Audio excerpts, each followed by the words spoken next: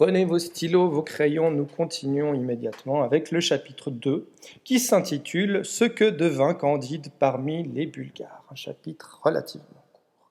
Candide dans ce chapitre est, nous dit-on, chassé du paradis terrestre. Il se retrouve bientôt dans la ville voisine, attention c'est difficile à prononcer, de Walberghof, Tarkdikdorf, et il est enrôlé plus ou moins de force dans l'armée bulgare. Il est soumis à un entraînement intensif et coercif auquel il s'adapte aisément.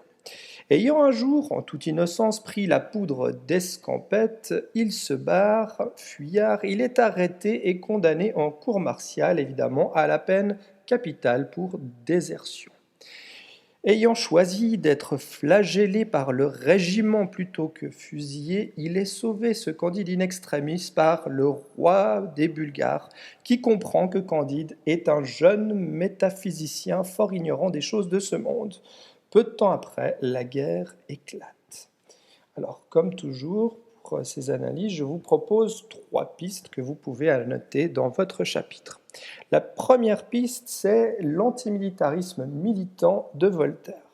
Alors, chez Voltaire, l'antimilitarisme, c'est une constante.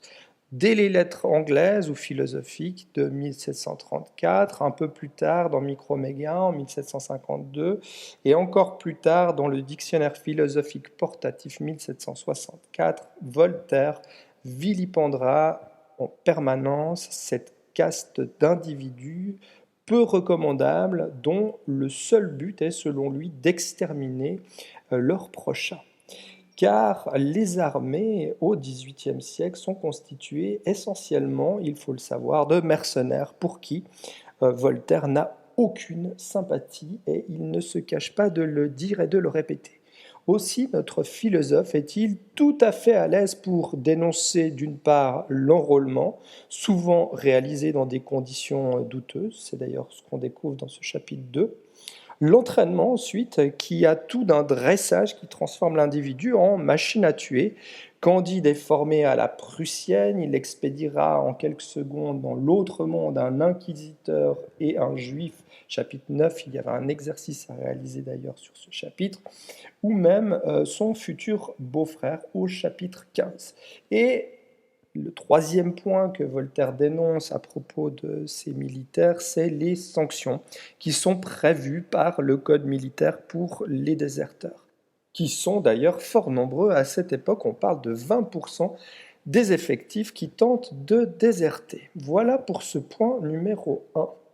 On va parler du point numéro 2, pour ce chapitre 2 donc, et j'ai intitulé ce thème « Le roi philosophe ». Alors il est clair que pour la grande majorité des lecteurs, que le roi des Bulgares, dont il est ici question, qui vient sauver Candide à la fin du chapitre, ne peut être que Frédéric II de Prusse.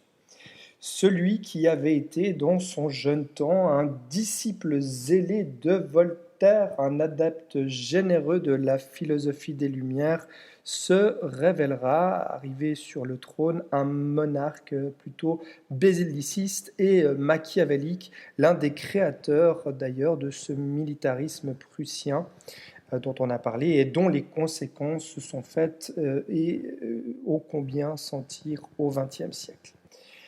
La caricature du roi des Bulgares dans ce chapitre est acerbe, le ton est plutôt à l'hyperbole, de la fausse louange de ce roi avec un grand génie, qui est d'autant plus savoureux que Voltaire fut aussi en son temps un courtisan, vous l'avez vu dans le documentaire, affairé et un poète officiel chargé parfois de célébrer les mérites du prince.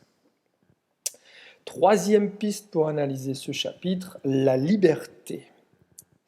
Eh bien, les débats du château du Sans Souci à Potsdam avaient vu s'opposer dans le début des années 1750 Voltaire à ce Frédéric II de Prusse qui se proclamait leibnizien sur le thème notamment de la liberté. Et voilà ce qu'on pourrait dire à propos de cette liberté ou de ce débat sur la liberté. On s'interroge si en fait cette liberté est un droit, un privilège de l'espèce humaine de se servir de ses jambes à son plaisir. La liberté est-elle, en d'autres mots, un don de Dieu ? Voltaire, lui, pragmatique, penche visiblement pour la première solution, non pour la seconde, qui enferme l'homme dans des dilemmes insolubles.